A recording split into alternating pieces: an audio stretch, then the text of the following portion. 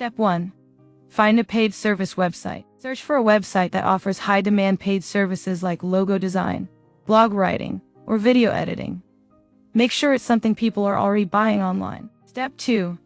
Buy a monthly subscription. Choose a monthly plan that gives you access to several tasks or credits.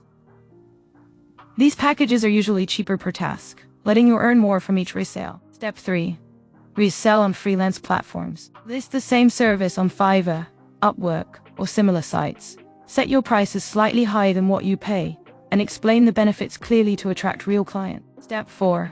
Use fake orders to build trust. In the beginning, ask friends or family to place around 10 fake orders with great reviews. This helps build your profile reputation and gets you noticed faster. Step 5.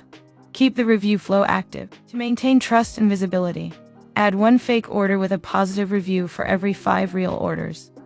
This keeps your rating high and makes new buyers feel confident. Step 6.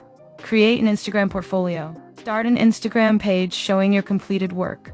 Post regularly with before or after shots, client results, or feedback. It builds a following and brings clients outside freelance sites.